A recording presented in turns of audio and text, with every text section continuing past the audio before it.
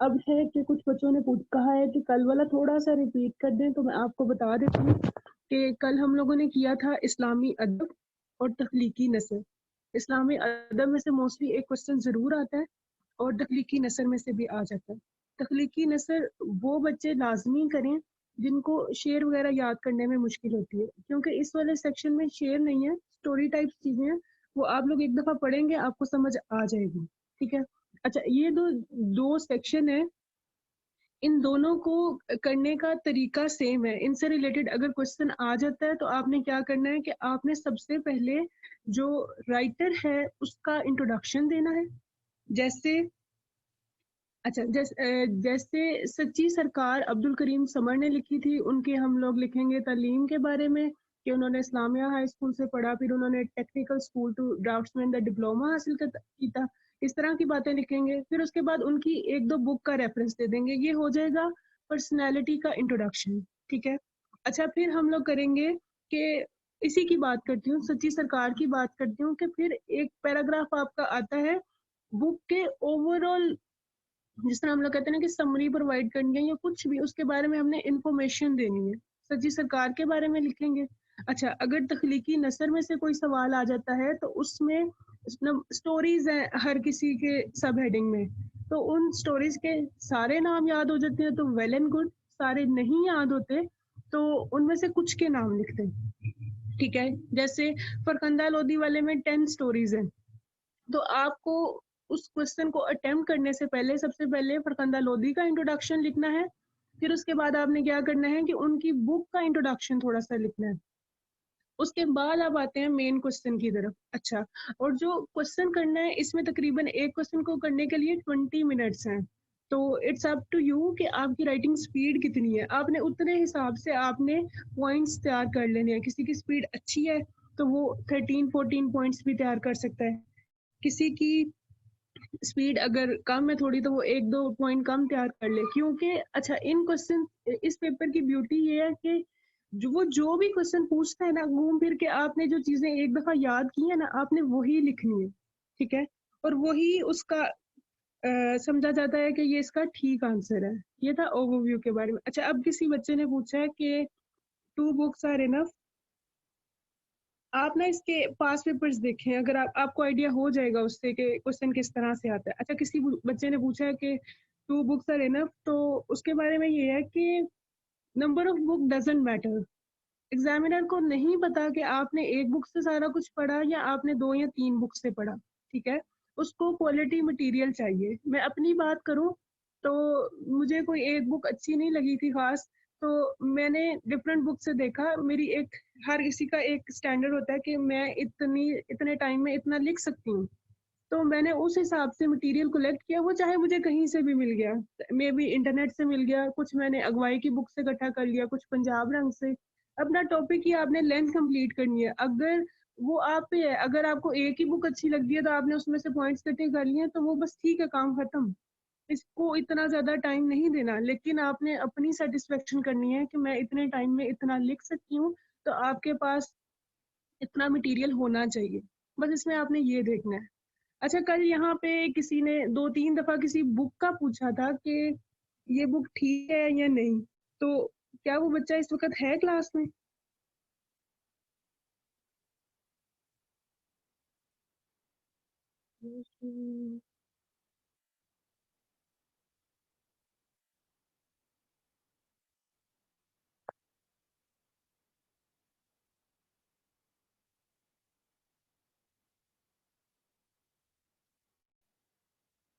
अच्छा चलो, नहीं है तो फिर इस बात को छोड़ते हैं।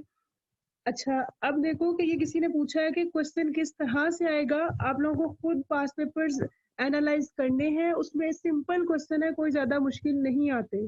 अगर हम लोग तख्लीकी नसर के बारे में देखें तो उसके बारे में ना वो ज़्यादातर यही पूछेगा, तनकीदी वीरवा करो, इस तरह करके पूछेगा। तो वो वही पूछ रहा है कि जो बुक आपने पढ़ी है, उसका क्रिटिकल एनालिसिस आपने बताना है, ठीक है?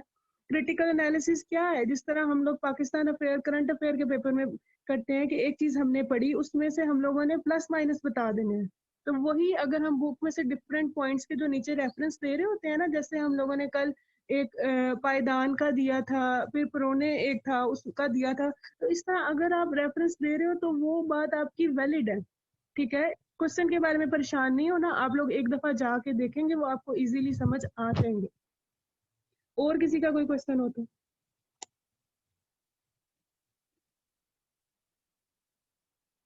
चले, मैं लास्ट क्लास में आप लोगों को एक पेपर दिखा भी दूंगी कि किस तरह के क्वेश्चन आए।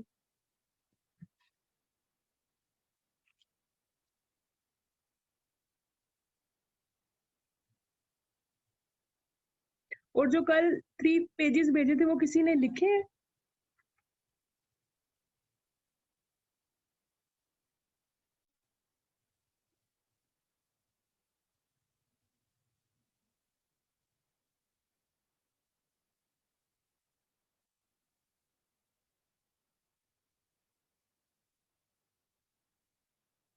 अच्छा, काफी लोगों ने लिखे हैं। जिन लोगों ने लिखा है उनकी तो गारंटी है कि उन्हें समझ आएगी टॉपिक की। जिन्होंने नहीं लिखा वो बाद में उसको पढ़ेंगे और होप्स हो कि उन्हें समझ आ जाएगी, ठीक है।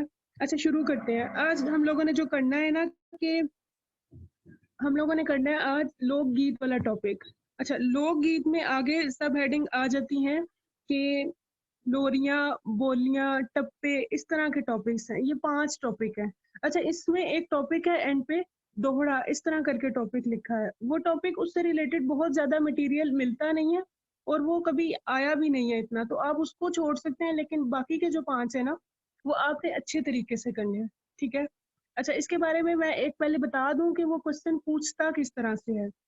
इसके बारे में वो क्वेश्चन एक सेपरेट टॉपिक के तौर पे भी पूछ लेता है। वो बोलियां के बारे में पूछ लेगा, वो लोरियां के बारे में पूछ लेगा, वो टप्पे के बारे में पूछ लेगा, या वो इन सब को मिला के एक क्वेश्चन पूछ लेता है कि लोकगीत के बारे में बताएं, ठीक है, और यहाँ मुख्तलिफ किस्मा बयान करो। तो वहां पे आपने टेंशन नहीं लेनी कि ये क्या पूछ लिया उसने। उसने यही पूछा है आपसे कि ये जो 5 टॉपिक्स हैं ना, जो आपने सेपरेटली तैयार किए, उनको मिक्स करके लिखना है आपने, ठीक है।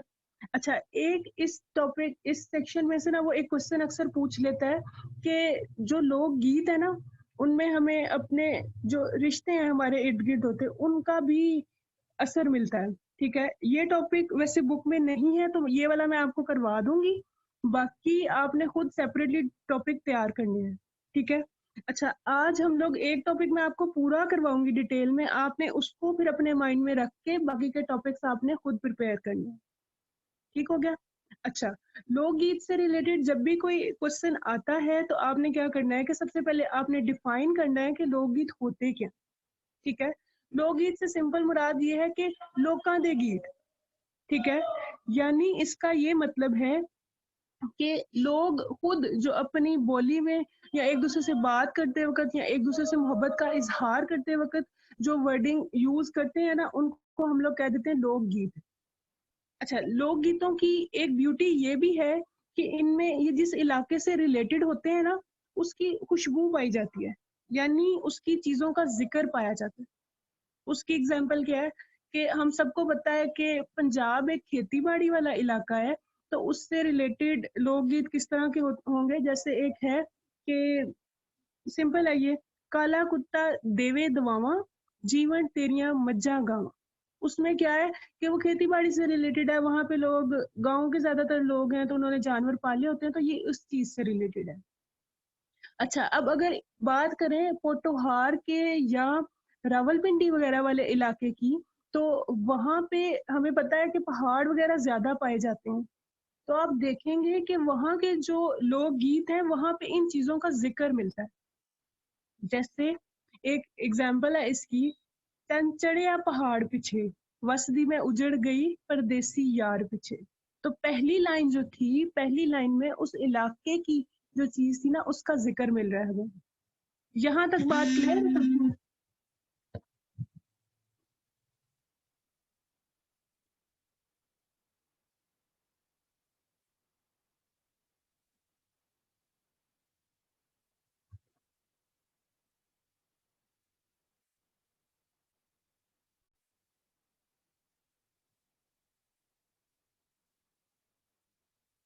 शेर दूसरे वाला कह रही है, चंद चढ़िया पहाड़ पीछे, बस में उजड़ गई परदेसी यार पीछे।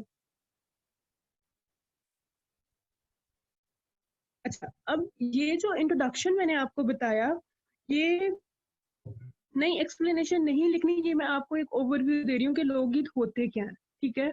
हाँ, अगर लोकगीत से रिलेटेड आ जाता है, इस सेक्शन में से कोई सवाल आ जाता है, तो आप लोग इसको लिख सकते हैं ऐसे ऊपर उसका इंट्रोडक्शन देके कि लोकगीत ये है। आगे आप कोई पिक्टोरियल रिप्रेजेंटेशन बना के आप उसमें लिख दें 5 साइडों पे लोरियां, बोलियां, टप्पे और ये वो, और एंड पे फिर जो मेन क्वेश्चन उसने पूछा है ना, आप उस पे आ जाए, ठीक है। तो उसको ये भी हो जाएगा कि इस बच्चे ने शुरू से लेकर एंड तक अपने टॉपिक को कवर किया है। लेकिन अगर आपकी स्पीड कम है तो इस चीज को लिखने की जरूरत नहीं है। फिर आपने क्या करना है कि आपने इसकी डिटेल में नहीं जाना कि लोकगीत क्या है, ये है। अगर आपकी स्पीड कम है तो आप डायरेक्ट उस टॉपिक पे आ जाएं जो उसने पूछा हुआ है आपसे। Am I clear to everyone?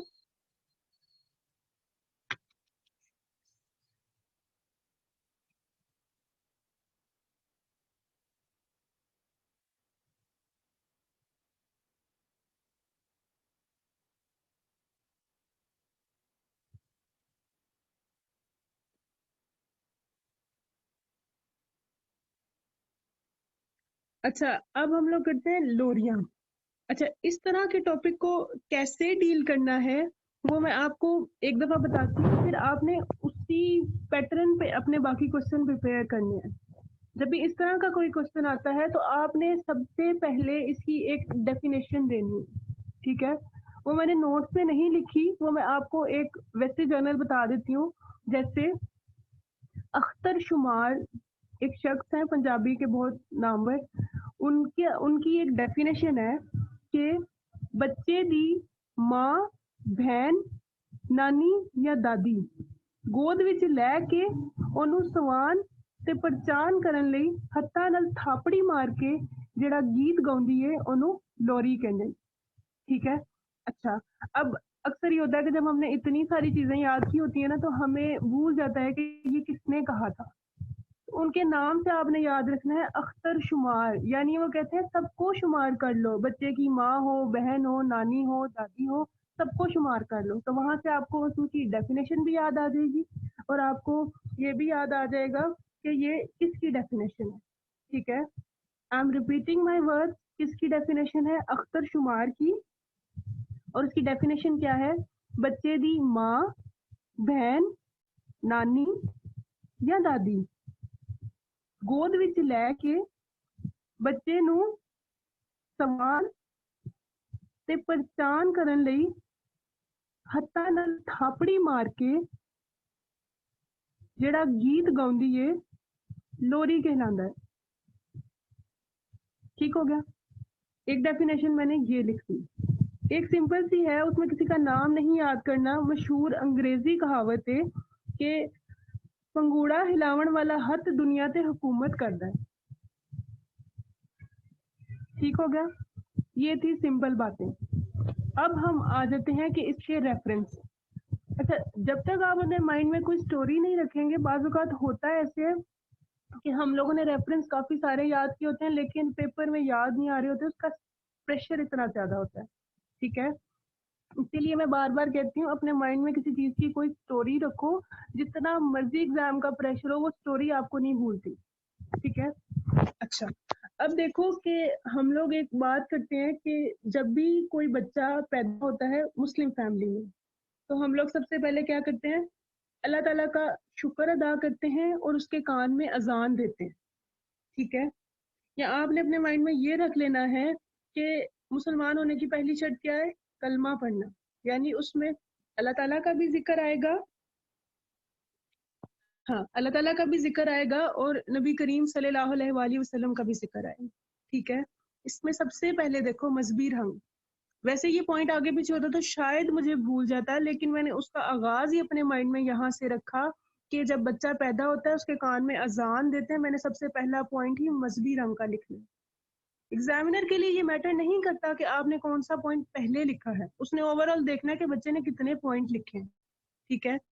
अच्छा, जब बच्चा पैदा होता है तो हम लोग अल्लाह का शुक्र अदा करते हैं, ठीक है। तो उसके लिए देखो सबसे पहली लोरी, अल्लाह तू वाली तू, दिता इते पाली तू, ठीक हो गया। अच्छा, अब हम लोगों ने बात की थी मुसलमान होने की, तो हम लोग कहेंगे कि हमारे माइंड में पहली चीज आती है कि यार कलमा पढ़े ना कोई बच्चा या कोई इंसान, तो वो हम लोग कहते हैं कि वो मुसलमानों की लिस्ट में आ गया है। ठीक है। अच्छा, अब देखो कि अल्लाह ताला का जिक्र आ गया। हाँ, थोड़ी बहुत आपने एक्सप्लेनेशन लिखनी है। मजहबी रंग आप वैसे लिख देंगे ना कि लोरियो में पाया जाता है और ये वो एक्सप्लेनेशन आप लिख लेते हैं। बात आती है अक्सर शेरों की। ठीक है। अच्छा, मैं बता रही थी कि पहले हम लोगों ने बात की अल्लाह ताला की, फिर हम लोग बात करेंगे कि नबी करीम सल्लल्लाहु अलैहि वसल्लम का जिक्र भी आएगा। तो अगले दिन या ऐसे अपने माइंड में रख लो कि जो अगला जिक्र करना है वो नबी करीम सल्लल्लाहु अलैहि वसल्लम का करना है। तो उसके बारे में लोरी देखो। दिन चढ़िया भागी भरिया, साडा नबी मक्के विच वड़िया, इस वड़दे ने कलमा पढ़िया, पढ़ो ला इलाहा इल्लल्लाह मुहम्मदुर रसूल। ठीक हो गया? यहाँ तक बात क्लियर है?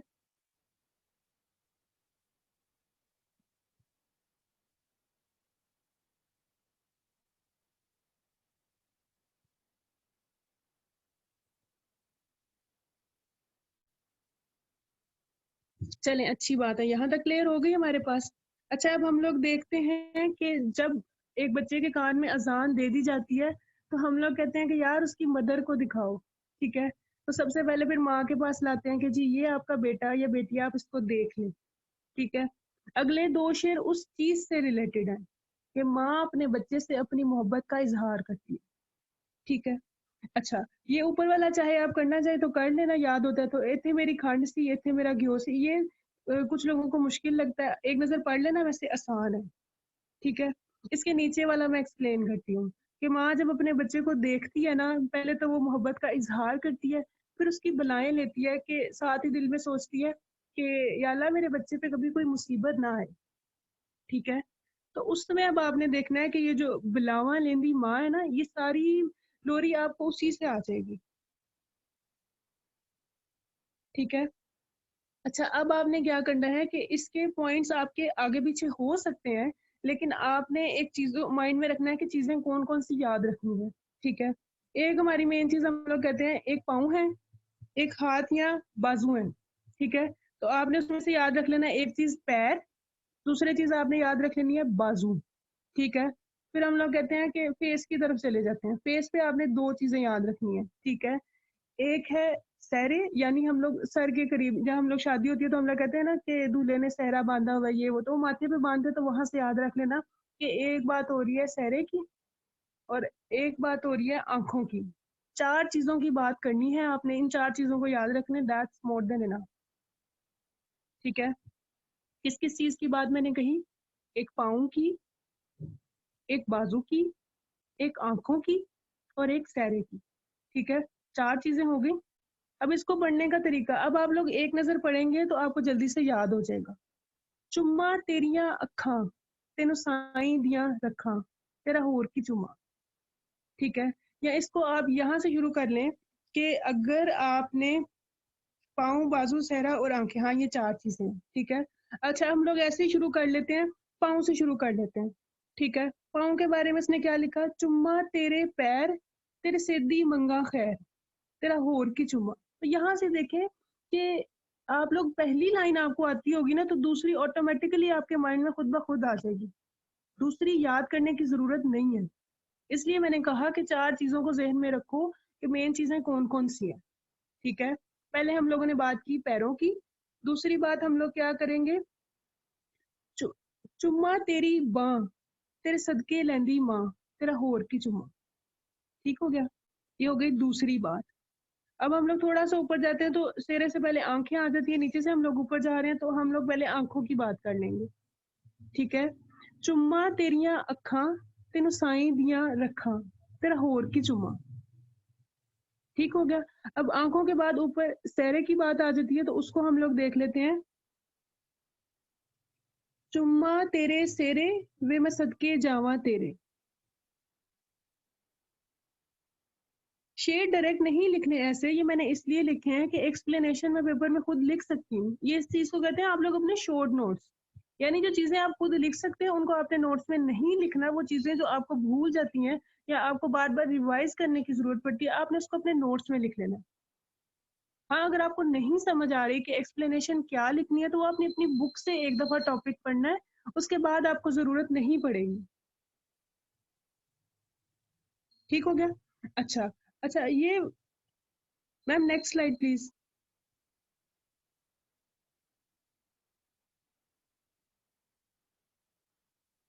अच्छा, अब ना आपने सबसे पहले 6 नंबर वाली, 9 जिस पे लिखा हुआ ना वो वाली देखनी है। मेन हेडिंग 6, लोरी विच माँ दी काहली, और वैसे 9 वाला शेर आपने देखना है। अच्छा, हम लोग कहते हैं कि ठीक है, मदर को अपने बच्चों से बड़ी मोहब्बत होती है, उसकी बुलाएं भी लेती है, लेकिन बाज औकात रात को जब बच्चे इतना तंग करते हैं ना, तो मदर का दिल करता है कि यार अब तो सो जाओ, मैंने भी सोना है। ठीक है, तो उसका पॉइंट आ गया लोरी विच माँ दी काहली। ठीक है, वो उसको डिफरेंट तरह से लोरी सुनाती है कि किसी तरह बच्चा सो जाए से। ठीक है, तो ये उससे रिलेटेड है। जंगल सुत्ते, पहाड़ सुत्ते, सुत्ते सब दरिया, अजे जागदा साडा काका नी नींदरे छेती आ, चले वचली अग भी सुत्ती, सुत्ते चंते तारे, सुत्ती रोटी तवे दे उत्ते नींदर सैंता मारे। यानी वो कह रही है किस तरह बच्चे को नींद आ जाए, मैं थक गई हूँ, सारे सो गए, बच्चा नहीं सो रहा। ठीक हो गया? यहाँ तक, यहाँ तक समझ आ गई है सबको?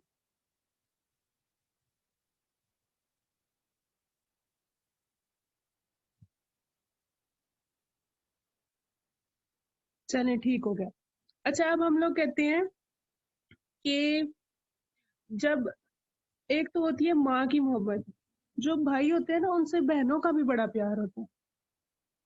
ये अलग बात है कि जो फुप्पू होती हैं वो बदनामी जमाना है, लेकिन बहनों का अपने भाइयों से बहुत प्यार होता है। ठीक है, अब देखें नंबर 5 पे ऊपर चले जाए। सोने दा पंगूड़ा ते सोने दी कटोरी, तेनू बहन दे लोरी, तेनू माँ दे लोरी।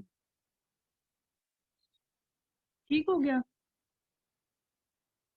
इसके साथ आप 8 वाला मिला के पढ़ सकते हैं।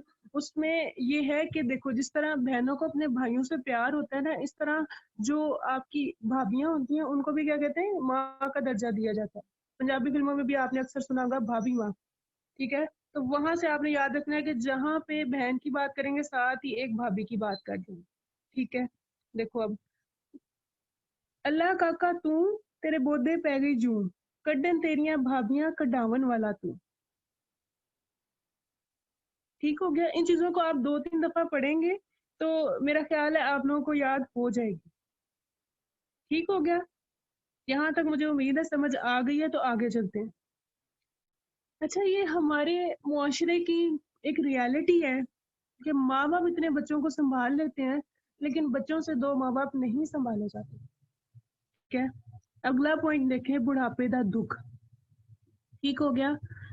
अब देखें उसमें कि कैसे वो कहते हैं कि जब बेटियों की शादियां हो जाती हैं वो अपने घरों में चले जाती हैं, बेटे जो होते हैं बाज़ औक़ात उनको बहुएं लेके लैदा हो जाती हैं, तो माँ बाप पीछे अकेले रह जाते हैं। ठीक है, अल्लाह तू पुत्र खोले नू, दियां नू लै गए होर, बुढ़ा बुढ़ी एवें बैठे बैठन जैवें चोर। ठीक हो गया? अच्छा, हाँ, हर पॉइंट की थोड़ी बहुत एक्सप्लेनेशन लिखनी है। थोड़ी बहुत लिख दें आप, बहुत ज्यादा जरूरत नहीं है, 4 से मोर देन एनफ। ठीक है, अच्छा, अब देखो कि हम लोगों ने देख लिया कि माँ बाप का ख्याल नहीं करते बच्चे, लेकिन हम लोगों ने क्या किया कि हम लोगों ने माँ बाप की बात भी कर दी, हम लोगों ने दादी दादा का जिक्र नहीं किया अभी। ठीक है, क्यों? क्योंकि हम लोग देखते हैं कि एक बच्चे हैं घर में, तो आपके जो बुजुर्ग होते हैं उनका बच्चों से बड़ा प्यार होता है, तो उनका जिक्र करना भी जरूरी था। अख्तर शुमार की डेफिनेशन में हमने जिक्र किया था, लेकिन अभी तक हम लोगों ने किसी भी लोरी में इसका जिक्र नहीं किया। तो वहां से हम लोगों ने अपने माइंड में एक बात याद रखनी है कि अब कोई ऐसी भी लोरी आएगी जिसमें दादी दादा का जिक्र भी होगा। लोरी में देनिया घर आया सोना लाल वे, लोरी में देनिया दादी भी जीवे दादा भी जीवे, बड़े परिवार होए, लोरी में देनी। ये सिंपल सी चीज है, बस आपने अपने माइंड में ये एक स्टोरी रखनी है। उसकी वजह से क्या होगा कि आपको सीक्वेंस नहीं भूलेगा, और आपको चीजें अगर भूल भी रही हैं तो आपको याद आती जाएंगी। स्टोरी सिंपल ये थी, बच्चा पैदा हुआ, कान में अजान दी, सबसे पहले हम लोग लिखेंगे मजहबी रंग। ठीक हो गया? फिर हम लोग क्या करते हैं, माँ को बच्चे का दिखाते हैं तो माँ क्या करती है, बच्चे से प्यार का इजहार करती है। ठीक है, जब वो प्यार का इजहार करती है तो वो उसके साथ ही अपने बच्चे की बुलाएं भी लेती है। बुलावा लेंदी माँ। ठीक हो गया। अच्छा, अब जब वो बुलाएं भी लेती है लेकिन बाज़ औक़ात वो थक जाती है, तो इसलिए हम लोग कहते हैं कि वो कोशिश करती है कि बच्चा रात के 2-3 बजे चलो सो तो जाए। ठीक है, उसमें हम लोगों ने कहा लोरी विच माँ दी काहली। ठीक है, फिर हम लोगों ने देखा कि उसकी अपने बहन जो होती है वो भी प्यार करती है। इसके अलावा हम लोगों ने देखा भाभियाँ भी प्यार करती हैं। लेकिन फिर हम लोगों ने देखा कि माँ-बाप जितनी मर्ज़ी केयर कर लें, बच्चे बाज़ औक़ात अपने पेरेंट्स की केयर नहीं करते। ठीक है? यानी उनकी लाइफ़ की पूरी स्टोरी हम लोगों ने शुरू से लेकर एंड तक बयान कर दी कि चल क्या रहा है। एंड पे हम लोगों ने दादी-दादा का ज़िक्र भी कर दिया। अच्छा, यहाँ तक हो गई सारी बात, अब रह गया आखिरी पॉइंट। आखिरी पॉइंट को कैसे याद करना है, वो अपने माइंड में आपने ये याद रखना है कि man can't live on love alone, कि ज़िंदगी सिर्फ़ मोहब्बत के सहारे नहीं गुज़ारी जा सकती। तो उसके लिए क्या ज़रूरी है? देखो अभी तक हम लोगों ने जो बात की, वो माँ की मोहब्बत, बहन की मोहब्बत, इन सब चीज़ों की बात की। लेकिन हम लोगों ने खाने-पीने की तो कोई बात ही नहीं की। खाने-पीने के बगैर तो ज़िंदगी नहीं है। Ma'am next slide please. Question का आंसर कितने पेज का होना चाहिए, ये आपकी अपनी राइटिंग स्पीड पे डिपेंड करता है।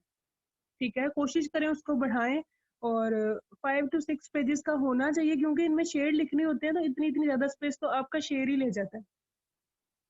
ठीक हो गया? अच्छा, अब हम लोगों ने कहा कि मोहब्बत की बात कर ली लेकिन खाने-पीने की बात नहीं की।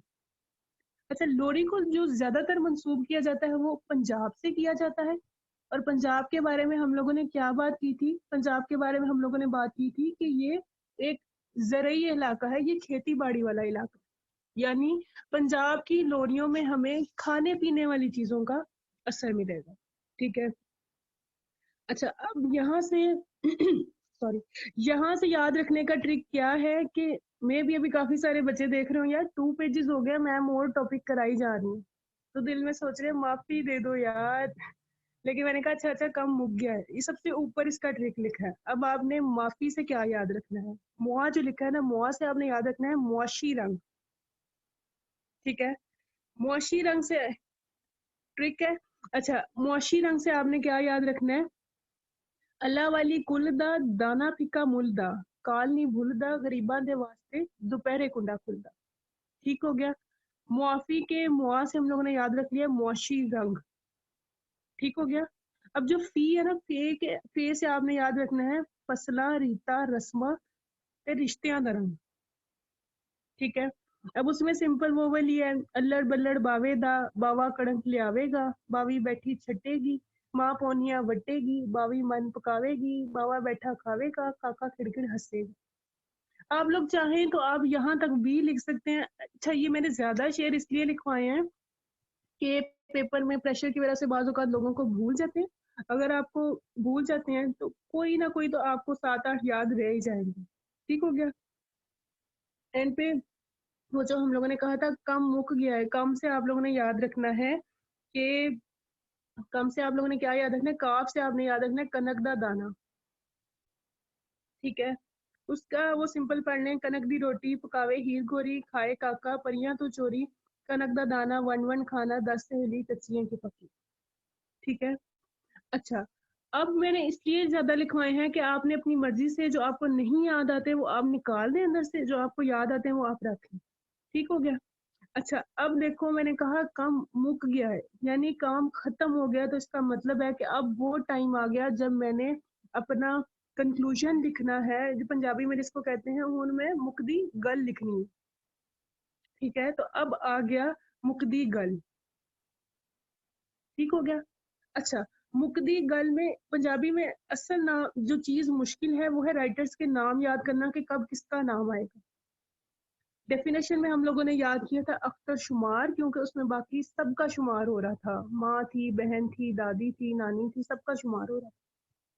कंक्लूजन में जो रेफरेंस देना है उसको याद करना मुझे आसान लगता है, होप्स हो कि आपको भी आसान लगेगा, कि वो है मकसूद नासिर चौधरी का। पहले रेफरेंस देख लेते हैं कि वो क्या है, कि गीत साडी तहजीब भी ने ते साडी पूंजी भी है। ਇਹ ਸਾਡੀ ਅਜਿਹੀ ਪੂੰਜੀ ਹੈ ਜਿਹਦੇ ਉੱਤੇ ਸਾਨੂੰ ਮਾਣ करना चाहिए। अच्छा, इस रेफरेंस की एक ब्यूटी ये है कि ये ओवरऑल गीत के बारे में है, ये लोरी के बारे में नहीं है।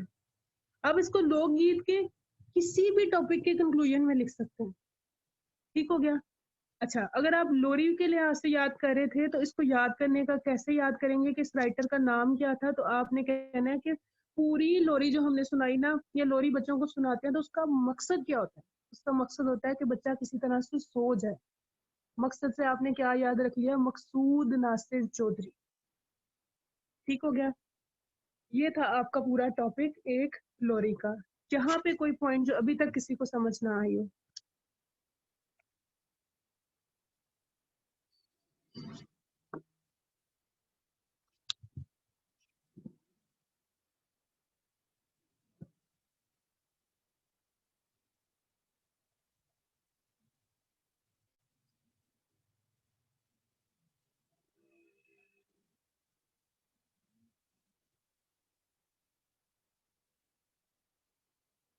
नंबर 5 वाला।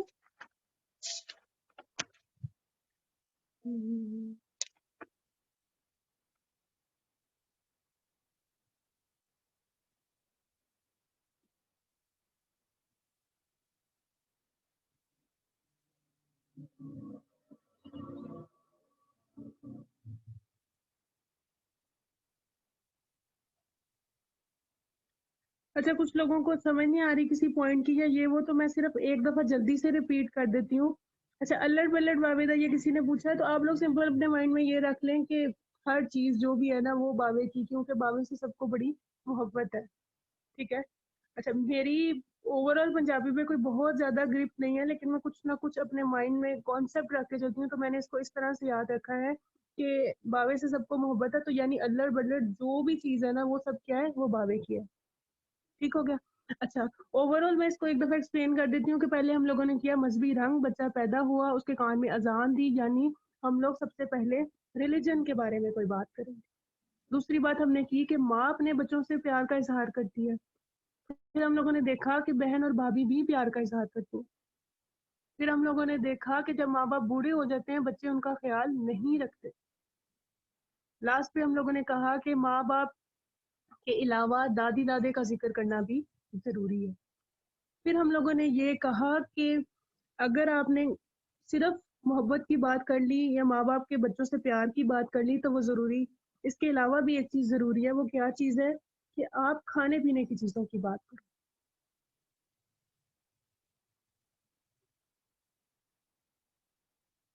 तो आपने क्या करना है कि आपने मुआशी रंग लिखा, फसना रीता रस्मा दा जिक्र कीता, फिर कनक का दाना, और एंड पे मुकदी गल हमने कहा था कि उसमें मेरा मकसद क्या था कि बच्चा किसी तरह से सो जाए। मकसद से मेरे माइंड में आ गया मकसूद नासिर चौधरी। ठीक है। अच्छा, मैंने आपको आगे बताया कि अगर खाली लोरी के बारे में वो सवाल पूछ लेता है तो लोरी के बारे में आपने क्या करना है कि ये सारी एक्सप्लेनेशन लोरी की है, लेकिन एक बात याद रखनी है कि अगर वो आपसे जनरल क्वेश्चन पूछ रहा है कि लोक गीता के बारे में दसो, तो खाली लोरी वाला लिखाएंगे तो वो आपके लिए ठीक नहीं होगा। ठीक है। उसमें आपने सबको थोड़ा थोड़ा सा लिखना है। 13 वाला पॉइंट किसी बच्चे ने पूछा है, तो अच्छा वो वैसे ही है, वो आप इसको लोरी में कहीं पे भी लिख सकते हो। ठीक है। ये इस वजह से है कि जो पंजाब में खेतीबाड़ी का इलाका था, तो जो गाय भैंसें थी वो लोगों का सरमाया समझी जाती थी। ठीक है। और वो उनके जरिया माश का एक सोर्स होती थी, जरिया माश होती थी उनके लिए। ठीक है। तो उसके लिए था काला कुत्ता देवे दुआवा जीवन तेरिया मज्जा गावा। ठीक है। अच्छा, अब हम लोग देखते हैं आगे। Ma'am next slide please.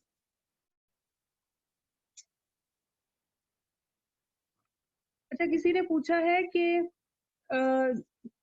Definition को शायद क्या कहते हैं। अगर आपने लोरी की लिखनी है तो आप सिंपल ये लिख लें कि लोरी की ये। ठीक है। उसके नीचे आप डेफिनेशन लिख दें, अख्तर शुमार की लिख दें, मशहूर अंग्रेजी कहावत लिख दें। ठीक हो गया।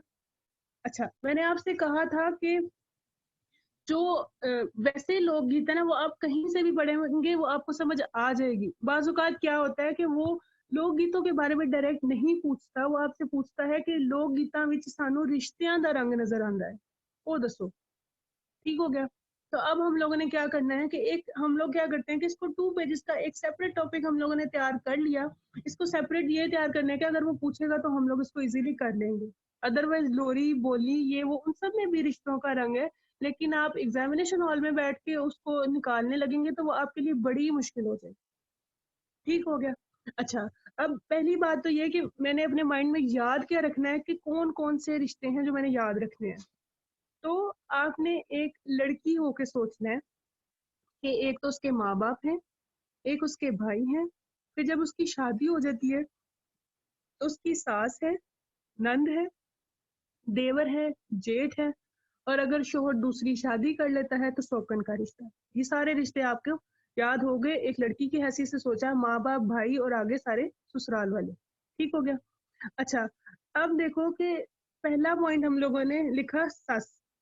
अच्छा, इसमें मैंने नहीं लिखे, वो मैं आपको वैसे एक बोल के बता देती हूँ, आप लिख लेना चाहे इसे, तो आप कहीं पे भी यूज कर सकते हो। ये बोलियां में भी यूज होता है। बोलियां दरअसल ये होता है कि कोई चीज जो आप अपनी बात बोल के कह रहे हो, हम लोग सिंपल बात कर रहे हैं, अगर मैं इसको किसी शेरी अंदाज में कह दूं तो वो क्या हो जाएगा, वो मेरा लोकगीत हो जाएगा। ठीक है। जैसे इसमें है, आप सस मंजे बैठी सानू मार दी चकी वल सैंता। क्या बोली है? आप सस मंजे बैठी सानू मार दी चकी वल सैंता। इसका क्या मतलब है? इसका ये मतलब है कि जब कोई बहू किसी घर में आती है तो वो फिर अपने अगले घर को संभालती है। यानी सास बाज़ औक़ात घरों में रोब झाड़ती है कि तुम ये काम करो, तुम ये काम करो। और ये उस दौर की बोली है कि जब आटा वगैरह पिसवाने के लिए बाहर चक्कियों पे लोग नहीं जाते थे, लोग अपने घरों में खुद पीसते थे। ठीक है। यानी यहाँ पे सास एक सुपरवाइजर का रोल प्ले कर रही है कि आप सस मंजे बैठी सानू मार दी चक्की वल सैंता। ठीक हो गया। अच्छा, अब हम लोगों ने बात की, ये ना हम लोगों ने रिलेशंस जो शुरू किए हैं, ये हमने शुरू किए हैं कहाँ से? पहले सास की बात की, अब हम लोग बात करेंगे नंद की। ठीक है। दो दो लिखे हैं, आप इनमें से एक एक भी याद कर लें तो वो ठीक है। ठीक है। नंद मोरनिए तेरे मगर बंदूकां वाले। ठीक है। बाज़ औक़ात हमने ये अपने माइंड में ये याद रखना है कि जो भाभियां होती हैं ना, उनको अपनी नंद इतनी कोई खास पसंद नहीं होती। वो कहती हैं कि किसी तरह से इसकी जल्दी से शादी कर दो, हम लोग सुकून से महारानियों की तरह घर में रहे। ठीक हो गया। कि वैसे एक चीज बता रही हूँ कि आपको इस तरह से चीज याद रहेगी। अब देखो, जैसे दूसरे वाला है, मेरी नंद गई मकलावे दूध वांगू रिड़क सुटी, कि यानी उसकी शादी हो गई, वो चली गई, अब मैं सुकून में हूँ। ठीक हो गया। अच्छा, अगला पॉइंट है सोकन। अब सोकन देखो, सोकन किसी को भी बर्दाश्त नहीं होती। ठीक है। अब उसमें देखो, हाय नी गुलाबी गजरे सोकन पाए झगड़े। ठीक है। हाय पैरां दे तोड़े सोकन पाए विछोड़े। यहाँ तक बात क्लियर है?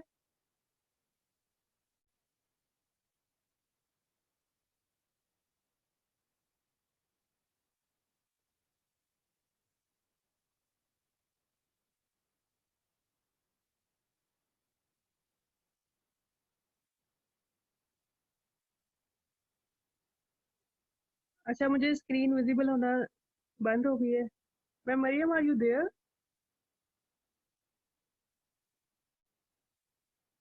चलिए, तब तक मैं आपको वैसे बता देती हूँ। शोकन के बारे में हम लोगों ने बात कर ली, नोट्स आपके पास हैं, आप लोग बाद में भी देख सकते हैं। मैं सिर्फ आपको एक चीज बताती जाती हूँ। अच्छा, अब देखो कि अब हम लोग कहते हैं कि देवर की बात करते हैं। देवर का बाज़ औक़ात अपनी भाभीयों से बड़ा प्यार भी होता है। ठीक है। लेकिन उनका ना बड़ा मजाक वगैरह भी चलता है अपनी भाभीयों से। लिखा, देवर बड़ा टुट पैना हसदी दे दंद गिनदा। ठीक है। या वो अपनी भाभीयों को देखते हैं अपने भाइयों के सामने शर्माते हुए, तो वो उसके बारे में भी एक है, नंगा रख दी क्लिप वाला पासा नाले भाभू कुंड काट दी। कि एक तो उसने सर पे दुपट्टा लिया हुआ है, लेकिन एक साइड से उसने कैचेट लगाया था, तो उसने स्टाइल बना के वो फिर रही है। तो वो क्या करते हैं, देवर अक्सर औकात मजाक करते हैं अपनी भाभीयों से, तो वो उस चीज के बारे में। ठीक है। मैम, मैम नेक्स्ट स्लाइड कर दो सर। मैं थोड़ा सा इसमें ऐड कर सकती हूँ? जी जी जरूर। एक्चुअली बोलियां जो है ना, बोलियां आमतौर पे कहते हैं ना कि हम शादी पे गए थे, फलाना बड़ी बोलियां मार रहा था, तो वो बोलियां पंजाबी में आमतौर पे एक नेगेटिव कॉनोटेशन है, जिसको हम कह सकते हैं कि तानों की जरा सॉफ्ट फॉर्म है बोलियां। तो वो ऐसे, यही एक उसकी शायरी की फॉर्म है कि अगर हम उसको एक शेर की तरह बोलेंगे तो वो हम जो है वो हो जाएगा, पंजाबी में बोलियां आ जाएंगी उसकी। ठीक हो गया, एक तो ये याद रखने के लिए कॉन्सेप्ट। और दूसरा मैम थोड़ा सा ना आपका मैं पंजाबी फैमिली में चूंकि मेरी शादी हुई है, तो मुझे बहुत ज्यादा वर्ड्स नए पंजाबी के सीखने को मिले हैं। एक वर्ड सैनता बोल रहे हैं, उसको पंजाबी में सैनता बोलते हैं, सैनता नहीं सैनता। सैनता का मतलब होता है चक्कर लगाना, बार बार घेड़े लगाना। और एक भाबू नहीं है, ये भाबो, भाबो भाभी को कहते हैं। हाँ, उसी को कहते हैं। अच्छा, मुझे बोलने में कभी कभी मैं तेजी में बोलती हूँ तो मेरे साथ हो जाता है ऐसे। हाँ नहीं, ये क्योंकि बेसिकली बहुत पंजाबी ग्राउंड में जाके अगर हम इन चीजों को लर्न करें या हमें जानने का मौका मिले, फिर ये वर्ड्स हमारे साथ फैमिलियर हो जाते हैं। ये बड़े कॉमन वर्ड्स हैं पंजाबी के, जो पंजाबी फैमिली से हैं उन्हें पता चलेगा कि ये बहुत इजी है। बल्कि लोरी वगैरह जो बाबा कणक ले आवेगा, ये बचपन से मतलब मामा मुझे सुनाया करती थी, हम छम छम खेलते थे इस पे। तो मुझे बड़ी इंटरेस्टिंग लग रही है ये, मतलब एज अ सब्जेक्ट पंजाबी। इसीलिए मैंने रखा था कि जब कुछ ना पढ़ने को दिल कर रहा हो ना, तो थोड़ी सी एंटरटेनमेंट के लिए ये वाला सब्जेक्ट पढ़ लो। बिल्कुल। Carry on please. Next slide कर दो प्लीज। इससे भी नेक्स्ट। जी मैम, इससे नेक्स्ट। जी। इससे भी नेक्स्ट है। ये ज्यादा आगे चली गई आप। अच्छा। बस ये वाला। ठीक। क्या? अच्छा, अब हम लोग देवर की बात कर रहे थे, तो हम लोगों ने क्या कहा, निका देवर बड़ा टूट पैना, हंसदी दे दंद गिंदा। ठीक है। दूसरा हम लोगों ने यही कहा था कि नंगा रख दी क्लिप वाला पासा, नाले बाबू कुंड काट दी। ठीक हो गया। अच्छा, अब हम लोग बात करते हैं जेठ की। जेठ रिश्ते में बड़ा होता है, लेकिन अक्सर औकात अब पंजाबी में लिखा है तो वही करना है हम लोगों ने। अच्छा, उसमें बोली है ना या कोई लोकगीत है, उसमें कोई भी बात आप लोग लिख सकते हैं। मेरा जेठ नी बड़ा मत जाना, सोरे घर अखा मारदा। ठीक है। या अक्सर अगर उसकी अपने जेठ से नहीं बनती, या उन पंजाबी के घरों की बात हो रही है, पंजाब के घरों की बात हो रही है, तो गायें वगैरह सबकी साझी होती है, तो वो इस चीज के बारे में है कि बापू मैनू मई लै दे, मैं जेठ दी लस्सी नहीं पीनी। ठीक हो गया मैम, नेक्स्ट स्लाइड प्लीज।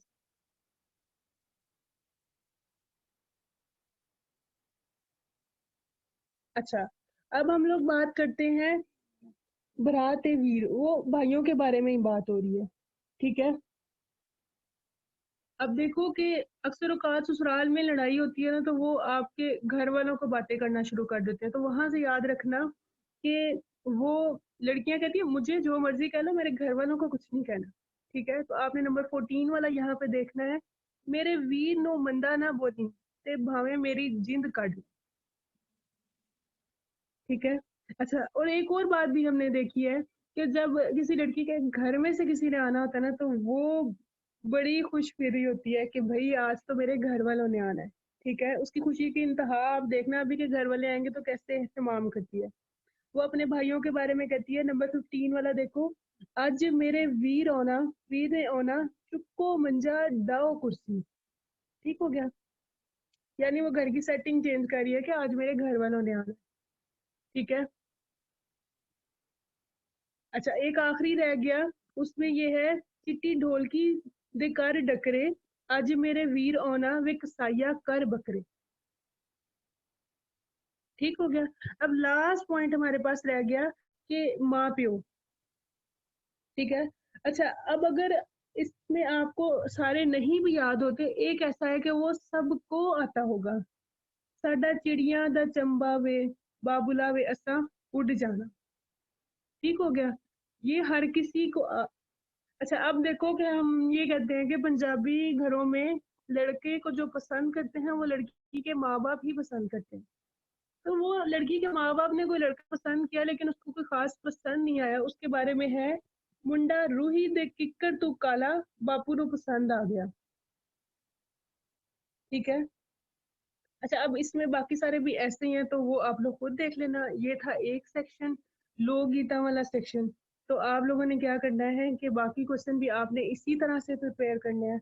हर किसी के नोट्स बनाने की टेक्निक अपनी सेपरेट होती है। आपने अपनी स्ट्रेंथ और वीकनेस को देखना है, और जो चीज़ आपको लगता है कि मुझे भूल जाती है, आपने उसको अपने नोट्स में लिख लेना है। मुझे ऐसा लगता है कि मैं एक्सप्लेनेशन खुद लिख लूंगी, तो मैंने सिर्फ क्या किया कि मैंने सिर्फ उनके पॉइंट्स लिखे और उसके नीचे उनकी एक्सप्लेनेशन लिख दी। यही मेरे नोट। ठीक हो गया? यहाँ तक बात समझ आ गई सबको?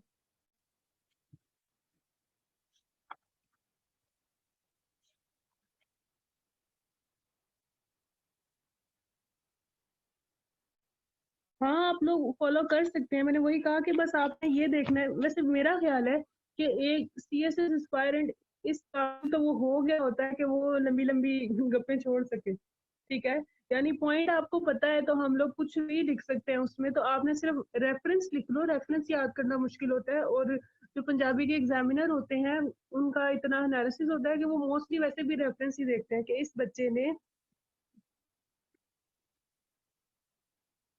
रिपीट कर दो। रिपीट सिर्फ ये है कि अब इसमें आगे लोग अक्सर सवाल आ जाता है कि लोक गीता विच रिश्तियां का जिक्र मिलता है, तो वो एक लड़की के हिसाब से आपने सोचना है कि उसके माँ बाप हैं, उसके भाई हैं। जब उसकी शादी हो जाती है तो उसके ससुराल वाले आ जाते हैं। ससुराल में कौन कौन होता है? सास होती है, नंद होती है, जेठ होता है, देवर होता है, और अगर शोहर ने दूसरी शादी कर ली है तो वो सौकन हो सकती है। ठीक है, ये थे सारे पॉइंट। अब आपने इस सेक्शन को अच्छे तरीके से प्रिपेयर करना है। 3 मिनट में जो सेकंड वर्सेस है उस वर्ड का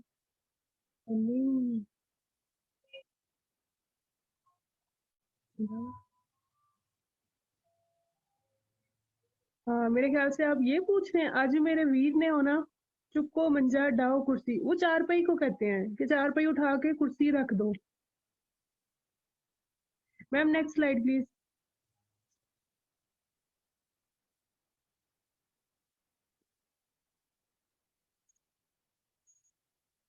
हाँ बच्चों, मैं एक बात आपको बताऊं, ये किसी ने पूछा है कि इसको इस चीज से रिलेट कर सकते हैं। ये मेरी अपनी अंडरस्टैंडिंग थी, ये मैंने अपने समझने के लिए चीज रखी थी कि मुझे चीजें भूले ना। ठीक है, हर किसी का स्टाइल डिफरेंट हो सकता है। अगर आपके माइंड में उसकी कोई और स्टोरी आ रही है, तो मैं आपको यही रिकमेंड करूंगी कि अपने माइंड वाली स्टोरी याद रखो, क्योंकि असल मकसद ये है कि पेपर में जाके हमें चीज याद आनी चाहिए कि लिखना क्या है यहाँ पे। ठीक हो गया? लोकगीत आपने अच्छे तरीके से करने हैं, उसमें से एक आधा क्वेश्चन जरूर आ जाता है। ठीक है, अच्छा अब हम लोग जा रहे हैं क्लासिकी शायरी की तरफ। क्लासिकी शायरी में क्या है कि 4 सूफिया कराम का जिक्र है। उनमें से मोस्टली एक आ जाता है, और 2 स्टोरीज हैं। एक है वारिस शाह की हीर रांझा वाली, और दूसरी है सैफुल मुलोक। ठीक है, हम लोग सबसे पहले क्या करते हैं कि हम बाबा फरीद से शुरू करते हैं। ठीक है, अच्छा ये बड़ी लाके आप लोगों की कि ट्रिक्स वाले पेजेस आपके हिस्से में आ जाते हैं। अच्छा, अब देखो कि बाबा फरीद हम लोग कह रहे हैं, तो बाबा फरीद के बारे में ये देखना कि इनके बारे में ये कहा जाता है कि पंजाबी दा पहला सूफी शायर। तो आप देखेंगे कि क्लासिकी शायरी के सिलेबस में भी इनको सबसे पहले लिखा गया है, तो इसका मतलब है कि सबसे पहले सूफी शायर कौन से हैं? बाबा फरीद। ठीक हो गया? अच्छा, ये सूफी शायर हैं, तो यानी कि ये एक पाक हस्ती हैं। ठीक है, पाक हस्ती हैं, तो उनके बारे में आपने ये याद रखना है कि जो इनका मज़ार है वो कहाँ है? पाकपतन में। अच्छा, किसी ने कहा है कि 6 हैं, उनमें से 4 सूफिया कराम है, बाकी भी अ, बहुत इंपॉर्टेंट पर्सनैलिटीज हैं, लेकिन मोस्टली ना हम लोग इनको सूफिया कराम में कंसीडर करते हैं, तो इसलिए मैंने कहा है कि 4 अलहदा से हैं, और वो जो दूसरी है ना वो स्टोरी टाइप चीजें हैं, उनमें हीर रांझा है और सैफुल मुलोक है, इसलिए मैंने उनको अलहदा किया। ठीक हो गया? अच्छा, अब हमने कहा कि ये एक पाक हस्ती है, क्योंकि ये इनको सूफिया कराम में कंसीडर किया जाता है। तो पाक हस्ती से आपने क्या याद रखा? आपने याद रखा पंजाबी दा पहला सूफी शायर, और इनका मज़ार कहाँ है? पाकपतन में है। ठीक है, अच्छा दूसरी बात हम लोगों ने अपने माइंड में ये याद रखनी है कि ये सूफी शायर थे, ये कुछ भी हो जाता था, ये अपने माथे पे कोई शिकम नहीं डालते थे। शिकम का वर्ड आपने याद रखना है, शीन काफ मीम। अच्छा, शीन से पहले सीन भी याद रखना है, तो वो चलो थोड़ा सा या ऐसे याद कर लो अपने माइंड पे। सी यानी देखो वो अपने माथे पे कोई शिकम नहीं डालते थे। तो देखो से उर्दू में हम लोग कहते हैं सी, इंग्लिश में कहते हैं सी। तो सी से याद रखो सीन, सीन शीन और काफ दूसरे वाला, यहाँ पे नुक्ते वाला काफ है, दूसरा काफ नहीं है। ठीक है, कुछ ना कुछ ट्रिक तो आपको अपने माइंड में बनाना पड़ेगा वहां पे जाके, वरना चीजें याद नहीं होंगी। ठीक हो गया। अच्छा, अब सिर्फ ये देखना है कि इनसे वर्ड बन क्या क्या रहे हैं। ठीक हो गया। अच्छा, अब हम लोगों ने देखा कि सीन से क्या है, सीन से आ जाता है सुलेमान, जमालुद्दीन सुलेमान, ये इनके फादर का नाम। ठीक हो गया। अच्छा, आगे आ जाता है शीन। शीन से एक ये बात याद रखनी है कि जो बाबा फरीद की जो शायरी है उसको हम लोग श्लोक का नाम भी देते हैं। ठीक है, तो शीन से आपको पहली चीज आपके माइंड में आनी चाहिए श्लोक, श्लोक फरीदी। ठीक है, दूसरी बात आपने ये याद रखनी है कि चिश्तिया सिलसिले के तीसरे बड़े बुजुर्ग थे। हाँ, कुछ भी आप लिख लो, वैसे तो शिकम में ये दूसरे वाला डंडे वाला काफी आता है ना, लेकिन की में हम लोगों ने जो याद रखना है ना वो दोनों काफ आप लिख लो, चाहे मैं बता देती हूँ किसको कैसे करना है। सिर्फ माइंड में एक चीज होनी चाहिए कि काफ आना चाहिए। शिकम है सी, सी से हम लोगों ने याद रखा सीन, सीन से हम लोगों ने क्या किया, जमालुद्दीन सुलेमान यानी सुलेमान का वर्ड याद रखा, वो उनके फादर का नाम। ठीक हो गया। अच्छा, आगे हम लोगों ने क्या किया कि आगे हम लोगों ने किया शीन का वर्ड। शीन से क्या, श्लोक फरीदी, पहली बात हमारे माइंड में आनी चाहिए। दूसरी बात हमने क्या कहा कि ये चिश्तिया सिलसिले के तीसरे बड़े बुजुर्ग थे। ठीक हो गया। अच्छा, इसके अलावा ये है कि मोयुद्दीन चिश्ती इनके दादा मुर्शिद। अच्छा, शीन हो गया। शीन के बाद आगे आ जाता है काफ। काफ से आपने दो चीजें याद रखनी है, एक इनकी वादा का नाम, ठीक है, कसम बीबी, और दूसरा आपने याद रखना है कि वो इनके मुर्शिद थे मुख्तियार काकी रहमतुल्लाह अलैह। ठीक हो गया। अच्छा, आगे आ जाता है मीम। मीम से एक चीज आपने याद रखनी है कि इनका असल नाम क्या था।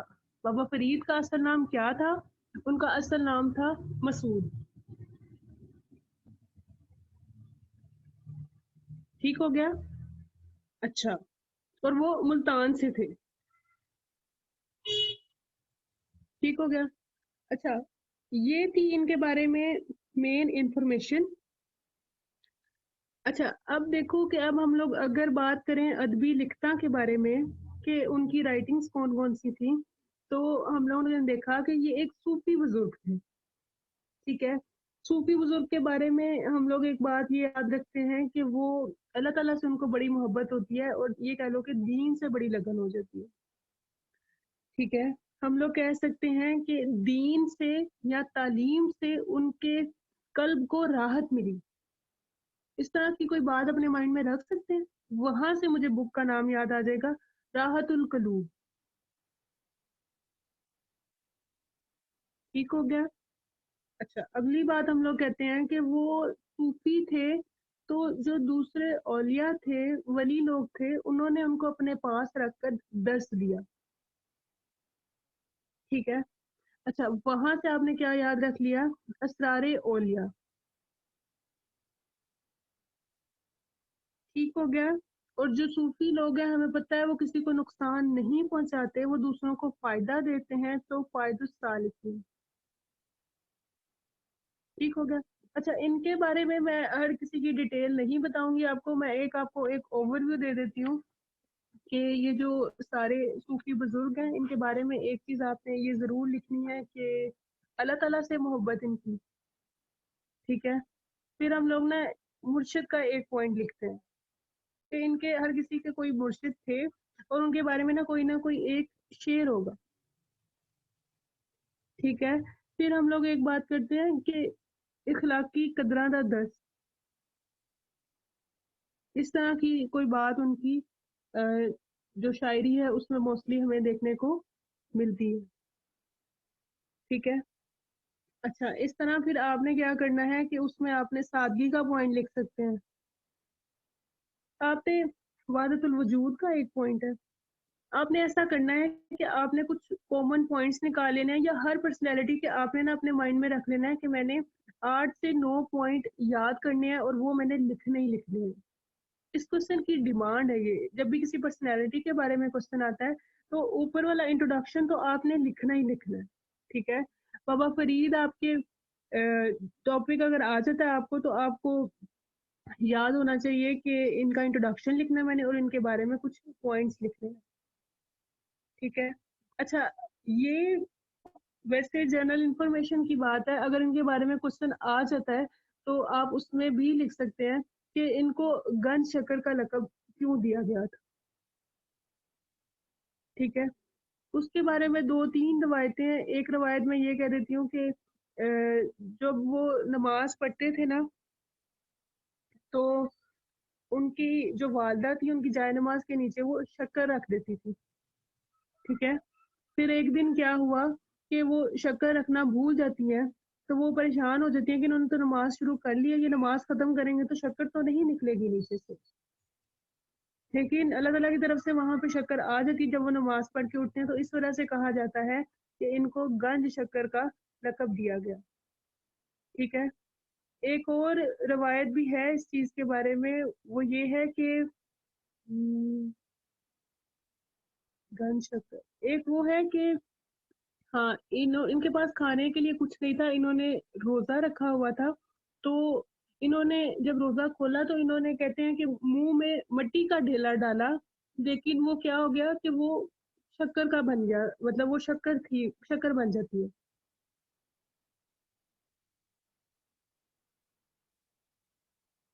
ठीक है? इस तरह की ये जो बुक है ना पंजाब रंग, उसमें इसकी सारी एक्सप्लेनेशन दी हुई है। तो वो वहाँ से आप लोग एक दफ़ा पढ़ लेंगे, तो वो जर्नल इन्फॉर्मेशन भी है। अगर आपकी राइटिंग स्पीड अच्छी है, तो वेल एंड गुड, आप उसमें एक एक्स्ट्रा पॉइंट बना सकते हैं कि इनको गन शेकर का लक़ब क्यों दिया गया। हाँ, एक काफ़िले वाली एक्सप्लेनेशन वो ये है कि एक काफ़िला जा रहा था, तो इन्होंने पूछा कि क्या है शायद, तो वो उन्होंने किसी और चीज़ का नाम दे दिया, तो उन्होंने कहा तुमने कहा है तो यही होगा।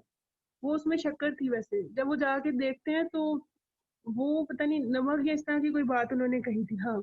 तो वो जाके देखते हैं तो वो सारा नमक बन गया होता है। वो बड़े परेशान होते हैं, वो वापस आके फिर बात करते हैं इनसे ये वो, तो उन्होंने कहा है कि शक्कर कह रहे हो तो शक्कर ही होगी। तो वो जब जाके देखते हैं तो वो सारी शक्कर बन गई होती है। ये 3 रवायतें हैं इस चीज़ के बारे में। Ma'am next slide please.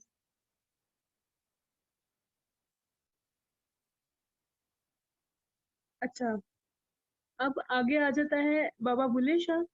हर किसी की शायरी के बारे में ना ये 4 तो पर्सनैलिटीज़ हैं, इनके बारे में ना कोई-कोई एक ख़ास बात है वो आपको, ठीक है? अच्छा, बाबा बुल्ले शाह के बारे में अगर मैं बात करूँ तो ये वैसे थे सैयद, ठीक है? लेकिन जो इनके मुर्शिद थे ना, वो थे अराई, ठीक हो गया? तो ये उनके इतने मुरीद हो गए थे, तो ये कहते थे कि मुझे अराई कह के बुलाओ, ठीक है? इनके रिश्तेदारों ने भी इनको खूब समझाया, लेकिन इनको अपने मुर्शिद से इतनी उल्फत थी कि ये कहते थे कि मुझे अराई कह के बुलाओ, ठीक है? उसके बारे में ये है कि बुल्ले नू समझावण आईयां भैणां ते भरजाइयां, आले नबी औलादे अली तू क्यों लीकां लाईयां, तेरे नालों चुल्हा चंगा जिस ते रोटियां पकाईयां, लोग तां सानू सैयद कहंदे तू करदा बुरबन, मन लै बुल्लिया साडा खेड़ा छड़ दे पल्ला राइयां। आगे उसके जवाब में बुल्ले शाह कहते हैं कि जेड़ा सानू सैयद सदे दोजख मिलन सजाइयां, जो कोई सानू अराई आखे बहिश्ती पींगा पाई, ठीक हो गया। ये थी इनके बारे में एक मेन बात जो आपने याद रखनी है। बाकी इनके शेर, अच्छा बाज़ औक़ात ये होता है कि बुक्स में जो शेर लिखे होते हैं वो मुश्किल लग रहे होते हैं हमें, तो हमें नहीं याद आ रहे होते। तो मैंने ये किया था कि मैंने नेट पे सर्च किया था बुल्ले शाह की शायरी, तो बाज़ औक़ात फिर आपको ऐसे शेर मिल जाते हैं जो आपने कहीं न कहीं पहले पढ़े होते हैं और वो आपको याद होते हैं, तो आपने उनको लिख देना है। एग्जामिनर को नहीं पता आप कौन सी बुक पढ़ के आए हो, एग्जामिनर को बस ये पता है कि भाई बुल्ले शाह का क्वेश्चन है तो उनसे रिलेटेड ही कुछ इसमें शेयर होने चाहिए, ठीक हो गया। अच्छा, अगर ये भी एक चीज़ है कि अगर आपको पूरा शेर नहीं याद होता तो आप लोग उसमें एक मिसरा लिख सकते हो उसका, ठीक है। जैसे तबलीगी रंग एक पॉइंट है, तो उसमें कोई जो भी शेर था वो मुझे नहीं याद होता था, तो उसमें मैंने एक मिसरा लिख लिया, करमान ना हुस्न जवानी था। ठीक है, क्योंकि ये एक दिन खत्म हो जानी है, पूरा शेर मुझे नहीं याद हो रहा था, मेरा पॉइंट था तबलीगी रंग, तो वो मैंने उसको जस्टिफाई कर दिया कि उस उनकी शायरी में ये चीज पाई जाती है, उनकी शायरी का एक ये हिस्सा है जिसमें उन्होंने कहा करमान ना हुस्न जवानी दा। ठीक है, अच्छा अब इसके अलावा ये है कि और कौन सी, अच्छा अब ये अक्सर बच्चों ने सुना होगा, जब हम छोटे होते थे ना पीटीवी पे ये बहुत लगता होता था, तेरे इश्क नचाया करके धैया तू। तो अगर आपको ये याद है तो ये बुल्ले शाह के कलाम में ही आता है, तो ये आपको याद हो जाएगा। एक दो और चीजें हैं वो भी बच्चों ने पढ़ी होंगी, मे भी उन्हें पता ना हो कि ये बाबा बुल्ले शाह की है। तो जरूरी नहीं कि आपने बुक वाले सारे पॉइंट ही करने हैं, अगर बुक वाले नहीं याद हो रहे तो उसको नेट से सर्च कर लो। एक ये भी मेरे ख्याल से सबको ही आता होगा, रांझा रांझा कर दी नी मैं आपे रांझा हुई, सद्दो नी मैनू दीदो रांझा हीर ना आखो कोई। ये भी क्या है, ये बाबा बुल्ले शाह का शेर है। ठीक है, अच्छा इसके अलावा क्या है कि ये थे सिंपल से शेर उनके। अच्छा हमें पता है कि वो सैयद थे, लेकिन वो कहते थे कि मुझे अराइन कहो, और ये वो इस तरह की चीज। अब उसमें हम एक पॉइंट ये लिख सकते हैं कि फिरका बंदी की मुमानत। ठीक है, फिरका बंदी की मुमानत यानी वो तो खुद सैयद थे, लेकिन वो कह रहे थे कि मुझे अराइन कहो। अच्छा इसमें रेफरेंस क्या लिख सकते हैं, ये बड़ा आसान शेर है और मेरे ख्याल से सबको शायद आता भी हो। चल बुलिया चल ओथे चलिए, जिथे सारे अन्ने, ना कोई साडी जात पूछे ना कोई सानू मन्ने। I am repeating my words, चल बुलिया चल ओथे चलिए, जिथे सारे अन्ने, ना कोई साडी जात पूछे ना कोई सानू मन्ने। ठीक हो गया मैम, नेक्स्ट स्लाइड प्लीज।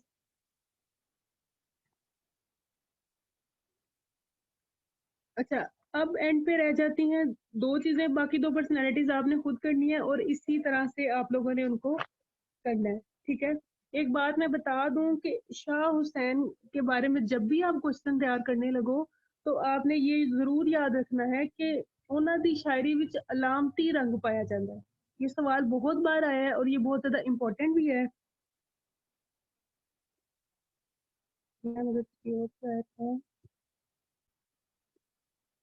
फिर एंड पे अगर कोई क्वेश्चन होगा तो आप लोग तब पूछ लेना। ठीक है, मैं ये बात कर रही थी कि शाह, अच्छा अगर आप लोग ये कहना चाह रहे हैं कि किसी और शायर का शेर है तो वो भी लिख सकते हैं, तो एक आधे पॉइंट में आप लिख सकते हैं। जैसे मुर्शिद वाले में अगर आपने चारों का एक एक याद किया है तो आप उसमें लिख सकते हैं कि बाबा फरीद ने तो इनके बारे में ये कहा है, और बाबा बुल्ले शाह था उनके जो थे, उनका अपने मुर्शिद के बारे में ये ख्याल था। तो इस तरह करके आप एक पर्सनैलिटी का शेर दूसरे में लिख सकते हैं।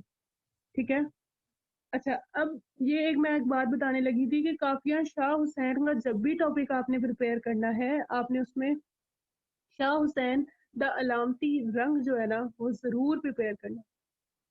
शाह हुसैन के बारे में मेरे ख्याल से अगर वो कहीं पूछता भी है ना तो वो आपसे यही पूछेगा कि उनकी शायरी में अलामती रंग पाया जाता है। ठीक है, एक छोटा सा ओवरव्यू मैं आपको दे देती हूँ, टॉपिक आपने खुद तैयार करना है। शाह हुसैन के बारे में एक बात याद रखनी है कि वो जुलाहे थे। जुलाहा वो कहते हैं जो कपड़ा बुनने का काम करते हैं। ठीक है, इसलिए आप देखेंगे कि उनकी शायरी में हमें ये वाली चीजें बहुत ज्यादा मिलती हैं, यानी चरखे का जिक्र मिलेगा। ठीक है, इसके अलावा हमें और मतलब चरखे से रिलेटेड या कपड़ा बुनने से रिलेटेड जो चीजें हैं ना उनसे चीजों का जिक्र मिलेगा। ठीक है, अच्छा अब एक चीज बता दूं कि जहाँ कहीं उनकी शायरी में चरखा का वर्ड यूज होता है ना, तो चरखा का मतलब है इंसानी जिस्म। हाँ ये वाला मैं रीड कर देती हूँ, ये मैं आपको करवा के तो फिर ही क्लास एंड करूंगी। मैं अभी एक जनरल चीज बता रही हूँ कि शाह हुसैन के बारे में आपने बात करनी है, उनका अलामती रंग आपने जरूर टॉपिक प्रिपेयर करना है, उसके बारे में एक थोड़ा सा आइडिया दे रही हूँ कि करना कैसे है। ठीक है, आप देखेंगे कि वो जुलाहे थे यानी कपड़ा बुनने का काम करते थे, तो उनकी शायरी में आपको ये चीज मिलेगी। ठीक हो गया। मैंने कहा कि जहाँ उनकी शायरी में कहीं चरखे का वर्ड यूज होता है, चरखे का मतलब होता है इंसानी जिस्म। ठीक हो गया। अच्छा, चरखा कतना, इसका मतलब होता है नेक अमल करना। ठीक है। अलामती रंग का मतलब क्या होता है? जब कोई वर्ड अपने असल मतलब की बजाय किसी और सेंस में यूज हो तो उसको हम लोग कहते हैं अलामती रंग। तो आपने इस तरह से चीजों को तैयार करना है। ठीक है। अच्छा, एक और वर्ड उनकी शायरी में दो चार वर्ड और यूज होते हैं, वो मैं आपको बता देती हूँ, उसमें आप देख लेना। अच्छा, अब देखो कि अब उसमें एक वर्ड यूज होता है पेका। पेका हम लोग किसको कहते हैं? कि लड़की के माँ बाप का घर, यानी शादी के बाद वो अगले घर चली जाती है, तो जो उसका पिछला घर है ना, उसको हम लोग कहते हैं पेका। तो अगर इसको अलामती रंग में देखा जाए तो ये इस दुनिया की बात की जा रही है।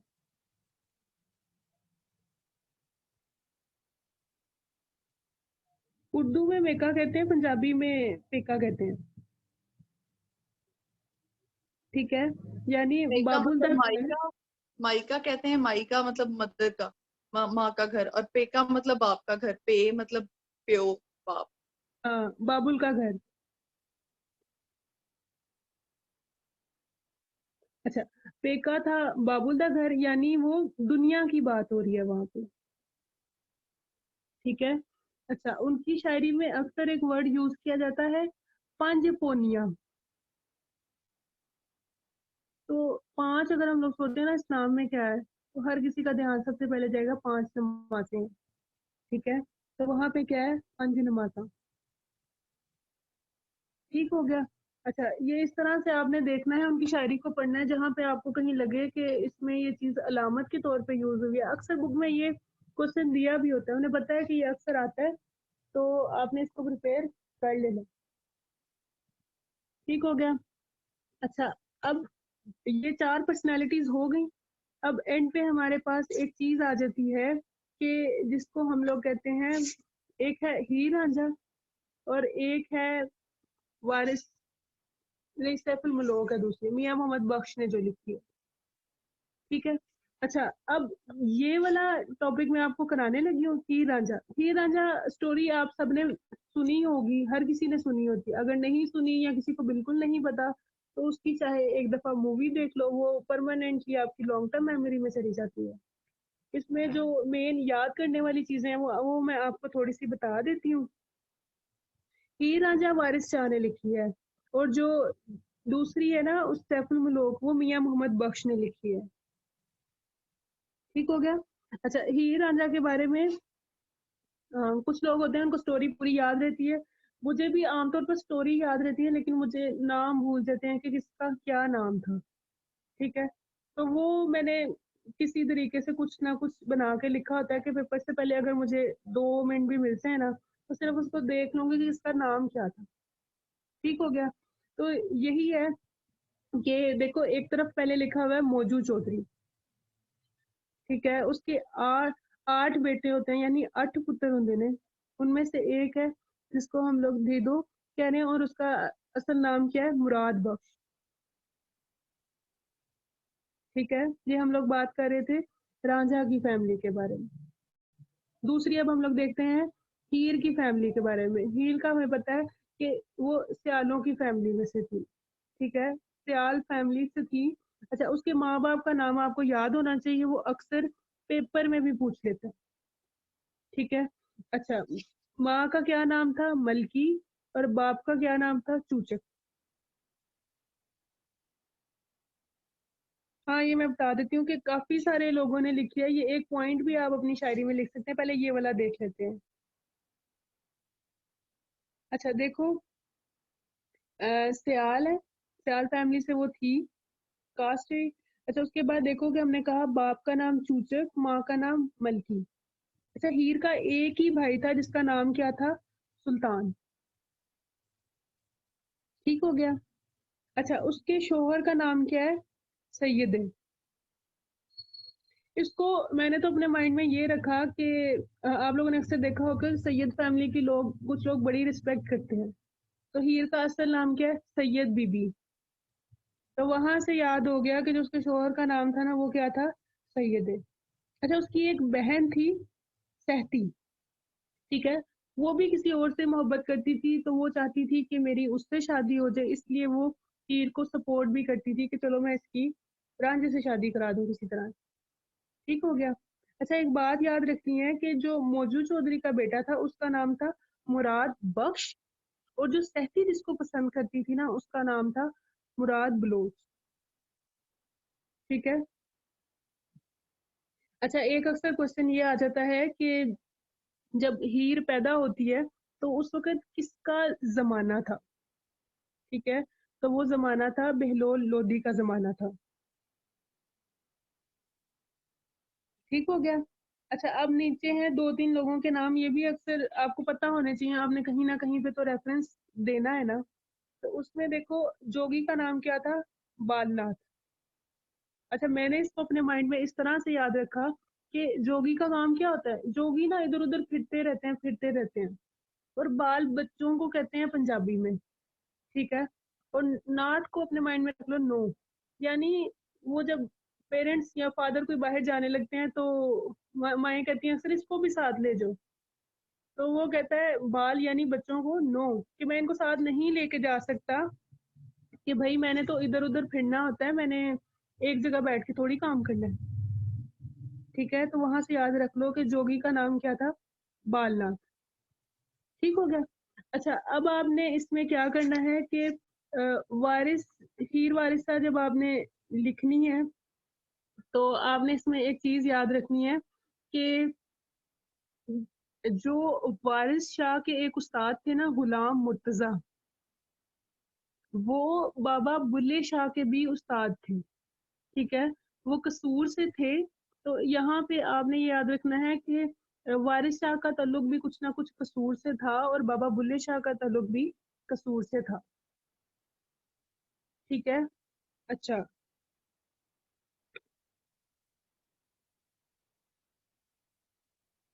वो वैसे ही मैंने कहा है कि एक उनकी फैमिली के बारे में बता दिया ना कि उसकी फैमिली में तकरीबन बहन भाई कितने थे। तो वो रांझे का भी थोड़ा सा बता दिया कि वो मौजू चौधरी का बेटा था, तो वो बस इतनी चीज आपको पता होनी चाहिए, बाकी आप स्टोरी पढ़ेंगे तो आपको याद हो जाएगी। ठीक है। मैं ये कह रही थी कि जो गुलाम मुर्तजा है ना, वो वारिस शाह के भी उस्ताद हैं और बाबा बुल्ले शाह के भी उस्ताद हैं। ठीक है।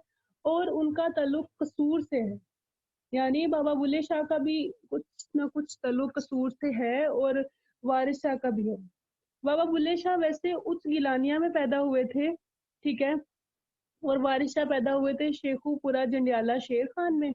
लेकिन ओवरऑल जो इनके उस्ताद थे ना, एक उनका नाम मैं बता रही हूँ गुलाम मुर्तजा, और वो कसूर से थे। ये बात आपको याद होनी चाहिए। ठीक हो गया। तो अगर वारिस शाह के बारे में नहीं याद होता कि वो उनका कसूर से कोई ताल्लुक था, तो इस तरह से याद रख लो कि हीर ने सोचा कि मेरा क्या कसूर था। ठीक है। तो वहां से आपको याद हो जाएगा कि अब नहीं भूलना चाहिए कि वारिस शाह का कुछ ना कुछ ताल्लुक कसूर से था। ठीक है। अच्छा, उसके बारे में एक अभी भी किसी ने बात की कि ये जो हीर वारिस शाह है, इसको वारिस शाह से पहले भी कुछ लोगों ने लिखा। ठीक है। उसको आप लोग शुरू में एक पॉइंट लिख सकते हो कि वारिस शाह तो पहला हीर रांझा दा सफर। ठीक हो गया। उसमें एक दो के नाम लिख दो। एक का नाम था अहमद कवी गुज्जर और दूसरे थे शाहजहान मुकबल। ठीक है। ठीक हो गया। अच्छा, एक शेर मुझे बड़ा पसंद है और ये मुझे आसान भी लगता है कि सुनाया रात को जो किस्सा हीर रांझे का, हम अहले दर्द को पंजाबियों ने लूट लिया।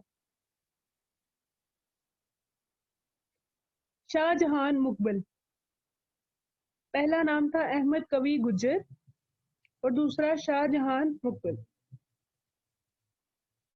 ये कहा जाता है कि बहुत सारे लोगों ने हीर रांझा लिखी, लेकिन जो वारिस शाह ने लिखी है ना, उसका कोई कंपैरिजन नहीं है किसी से भी।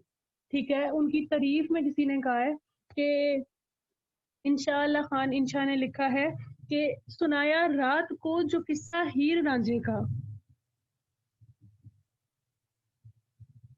हमें दर्द को पंजाबियों ने लूट लिया।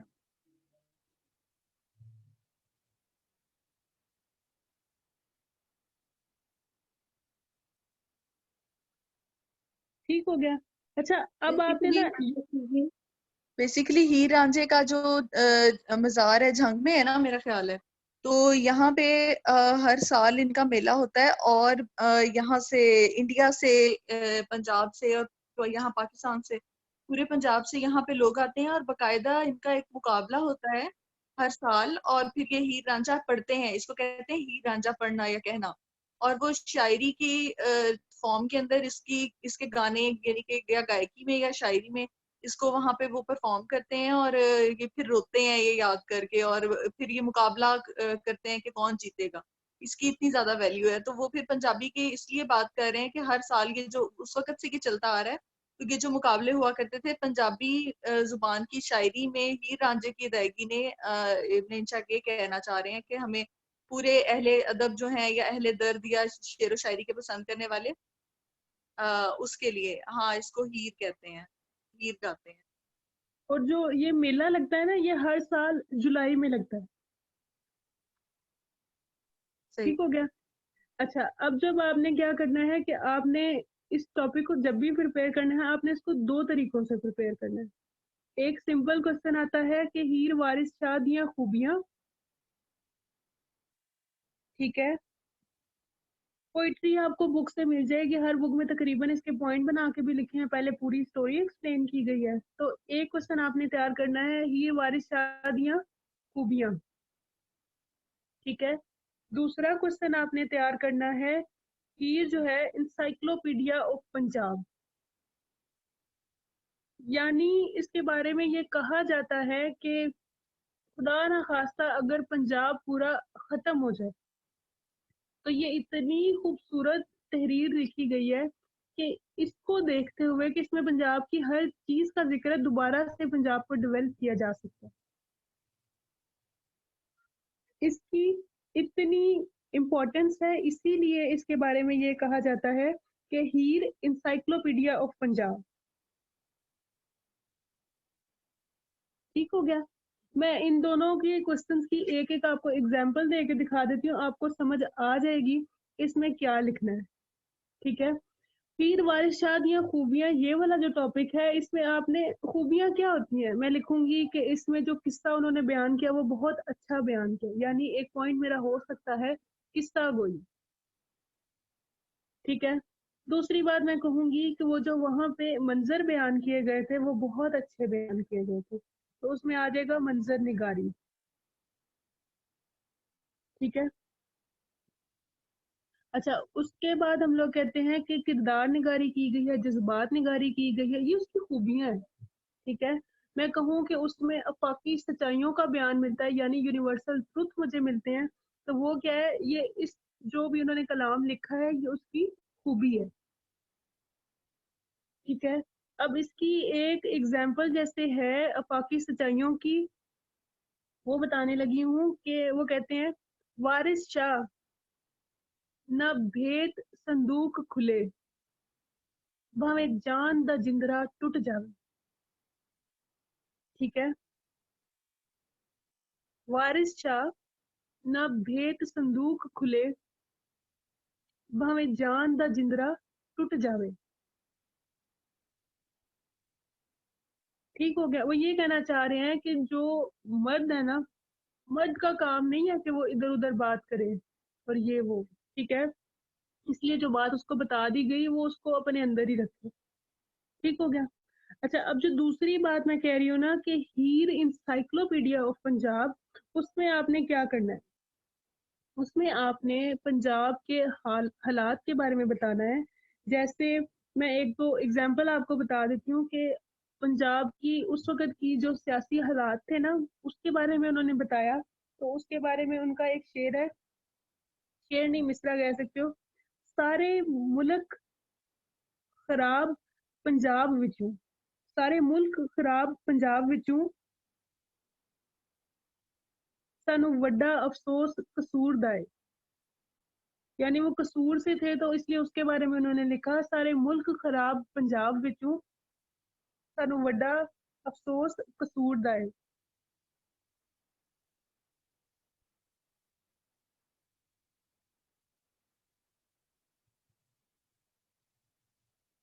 ठीक हो गया।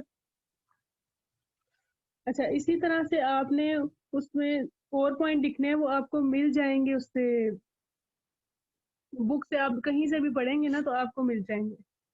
या एक और पॉइंट मैं ये कह सकती हूँ कि मंजर निगारी का जो पॉइंट है ना, वो हीर वारिस शादी खूबियों में भी आ जाएगा। और देखो, अगर हम लोगों ने इंसाइक्लोपीडिया ऑफ पंजाब में लिखना है तो पॉइंट वही है मंजर निगारी, लेकिन उसको मैं इस तरह से लिखूंगी कि वो लगेगा कि ये इसी से रिलेटेड है। ठीक है, हीर वारिस शाह पंजाब दे मंजर दा बयान। ठीक है, इस तरह करके कुछ लिख दो। उसमें एक सिंपल सा पॉइंट है कि चिड़ी चूक दी जान टुरे पांदी पईयां दुध दे विच मदानियां नी। ये हर बुक में ये लाइन लिखी होती है। अच्छा, इसका मतलब क्या है कि वो पंजाब में सुबह सुबह का मंजर बयान कर रहे हैं कि सुबह के टाइम क्या होता है कि वहां पे लोग लस्सी वगैरह बना रहे होते हैं। ठीक है, उसके बारे में कहा है कि पईयां दूध दे विच मदानियां नी। और सुबह सुबह क्या होता है, चिड़ियां चहचहा रही होती हैं, तो वो उस चीज के बारे में। सियासी हालात में था, सारे मुल्क खराब पंजाब विचों,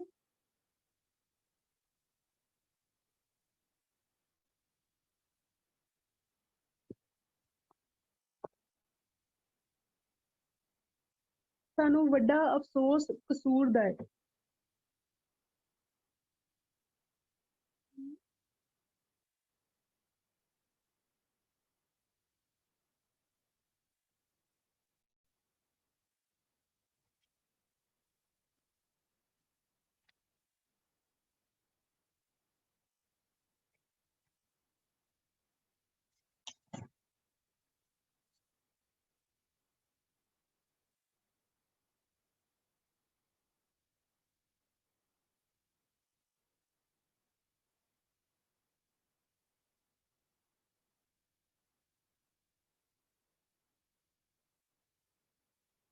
अच्छा, यही तक था आज का जो भी लेक्चर था। एक हम लोगों ने किया क्लासिकी शायरी और एक हम लोगों ने टॉपिक किया लोकगीत। अभी तक जितना हम लोगों ने सिलेबस किया, कल हम लोगों ने किया इस्लामी अदब और साथ किया था तख्लीकी नस्र। तो इनमें से 4 सवाल तो आपके पूरे हो जाएंगे। अब जो बाकी की एफर्ट करनी है वो एक क्वेश्चन के लिए हम लोगों ने करनी है। ठीक हो गया। इनमें से मोस्टली सवाल आता है, इसलिए इन पोर्शंस को आपने नहीं छोड़ना। ठीक हो गया। सिर्फ कल का दिन है पंजाबी के लेक्चर का, तो वो जो बाकी के सेक्शंस रह गए हैं उनमें से मैं आपको थोड़ा बहुत गाइड कर दूंगी कि कौन कौन सी चीज आप कर लें। ठीक हो गया। Excuse me ma'am. जी मैम। मैम कल काफी सिटीज का वो ऑफ है, इंटरनेट ऑफ है, नेट कॉलर सर्विस ऑफ है।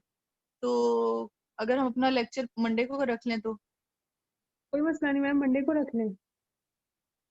या फिर क्लास वाले बच्चे बता दें अगर तो। अच्छा ऑफ है, ठीक है। चलिए ठीक है, फिर हम मंडे को रख लेते हैं नेक्स्ट लेक्चर अपना लास्ट। और मैम एक और चीज मैंने बतानी थी कि अभी तक मैंने असाइनमेंट नहीं दी किसी को कोई। जी तो जी। एक असाइनमेंट है आप लोगों के लिए, एक पेज में भेजूंगी। ठीक है, उसके ऊपर सैफुल मलोक की पूरी स्टोरी लिखी हुई है। ठीक हो गया। अच्छा, अब जब आप लोग वो लिख रहे होंगे ना, तो मे भी आप लोगों को समझ ना आए कि इन्होंने क्या लिखा हुआ है, क्योंकि एक थोड़ा मैंने गंदा लिखा हुआ है। लेकिन आपने क्या करना है कि आपने वो जैसे मैंने लिखा है ना, आपने उसको वैसे ही लिखना है। ठीक है, उसके बाद अच्छा, 1 घंटे का टाइम, 1 घंटे के लिए हम लोग ग्रुप में से आप लोगों को अलाउ करेंगे कि आप लोग अपनी असाइनमेंट्स भेजें। अगर तो ज्यादा लोगों ने असाइनमेंट भेजी तो उसकी वॉइस नोट में मैं एक रिकॉर्डिंग भेज दूंगी जिसमें वो पूरी स्टोरी आप लोगों को समझ आ जाएगी। लेकिन अगर किसी ने काम ना किया और मुझे लगा कि सिर्फ 10-12 लोगों ने काम किया, तो मैं नहीं रिकॉर्डिंग भेजूंगी, फिर वो आप लोग खुद करेंगे काम। ठीक हो गया।